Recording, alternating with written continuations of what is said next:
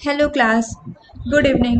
Hope you all are fine. So here we are going to study a very interesting topic, Shanghai Cooperation Organization SCO. हम पहले पढ़ेंगे कि SCO कैसे form होता है, यहाँ पे क्या क्या चीज़ें होती हैं, ये है क्या, ये ऑर्गेनाइजेशंस क्या काम करती हैं। हम पहले इसके बारे में पढ़ेंगे, फिर उसके बाद हम हर एक इन्फॉर्मेशन को पढ़ते हुए चलेंगे जो हमारे एग्जाम पॉइंट ऑफ व्यू से इम्पॉर्टेंट है।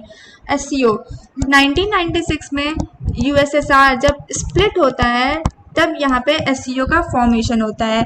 SCO में पहले संघाई +5 ग्रुप फॉर्म होती है, मतलब टोटल 6 कंट्री इसमें आती हैं। इसको पहले संघाई 5 ग्रुप के नाम से जाना जाता था। इसमें कौन कौन सी थी? China, Russia, Kazakhstan, Kyrgyzstan, Uzbekistan and Tajikistan. ये 6 कंट्री हुआ करती थी।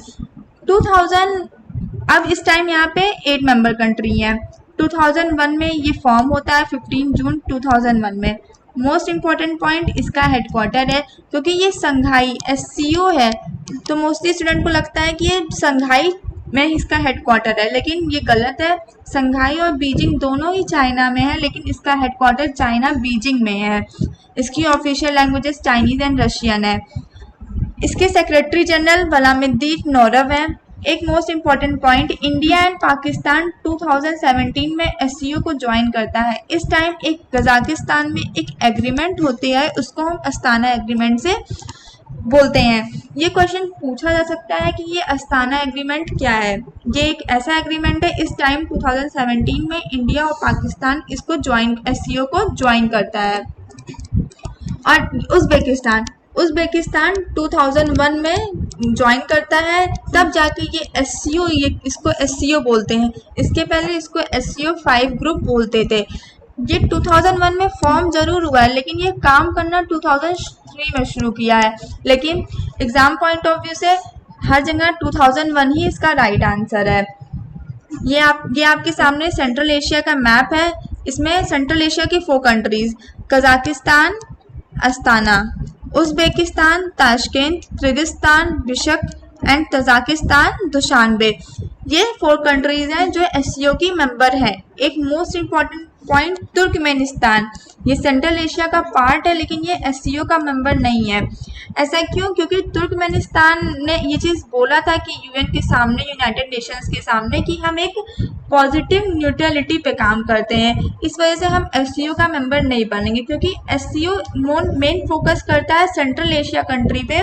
वहाँ की सिक्योरिटी मेंटेन करता है, पीस मेंटेन करता है, ट्रेड मेंटेन करता है, ये सब चीज़ें। ये mostly SCO focused on central Asia country. Our next slide is, इसकी बॉडीज क्या क्या हैं।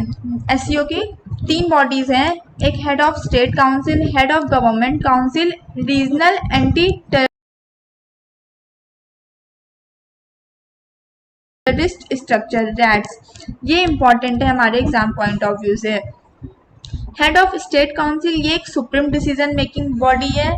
हेड ऑफ स्टेट काउंसिल की 20th समिट इस बार हुई थी, हमारे इंडिया में हुई थी। मोदी जी ने इसको अटेंड भी किया था। रीजनल एंटी टेररिस्ट स्ट्रक्चर, ये हमारे एग्जाम पॉइंट ऑफ व्यू से इम्पॉर्टेंट है। मोस्टली इसका हेडक्वार्टर पूछा जाता है, कहाँ पे है? ताशकंद में है। इसका टर्म क्या है? इसका टर्म 3 ईयर है।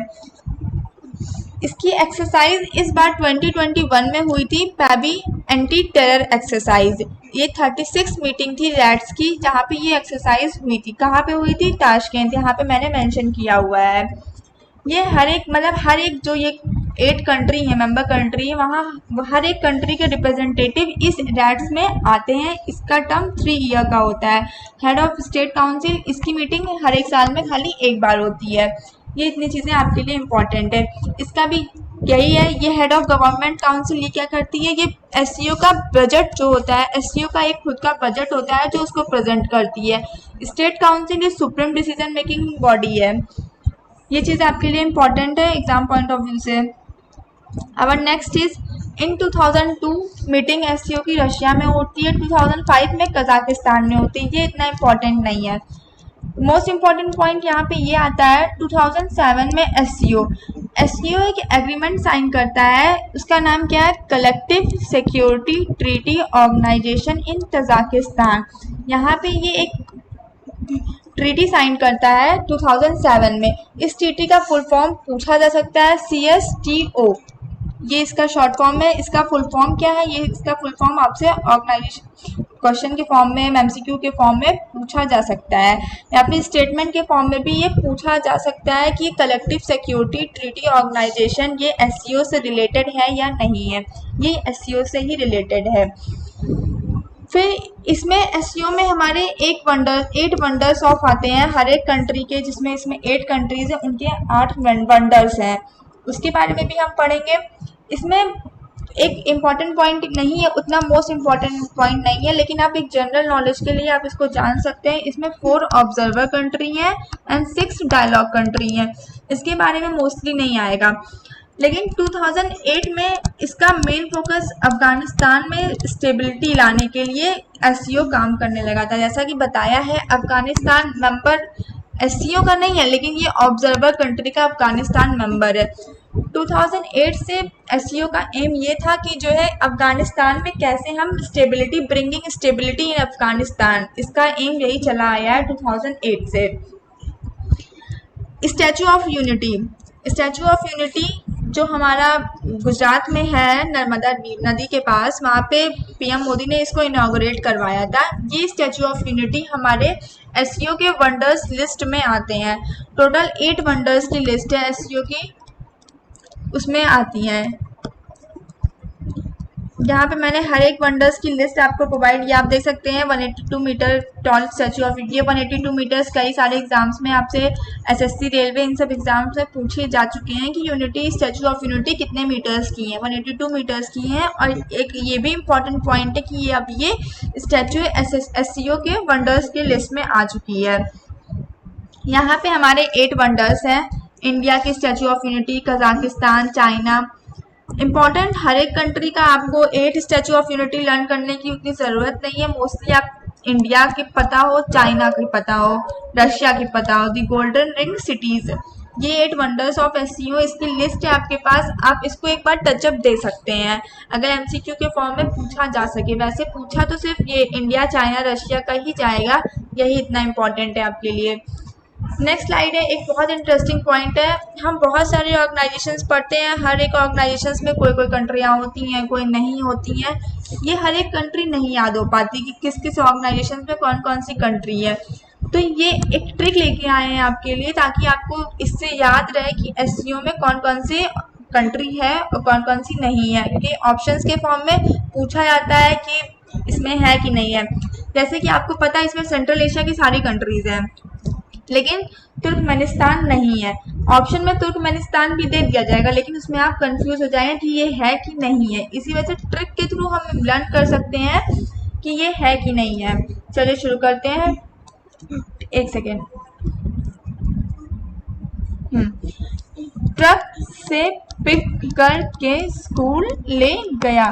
ट्रक, टी मतलब तजाकिस्तान, आर मतलब रशिया, यू मतलब उज़्बेकिस्तान, सी मतलब चाइना, के मतलब कजाकिस्तान, पी पाकिस्तान, आई इंडिया, के किर्गिस्तान। से पिक करके, ये ट्रक से पिक करके, स्कूल, स्कूल का मतलब यहाँ पे ये आ जाएगा कि ये एससीओ है।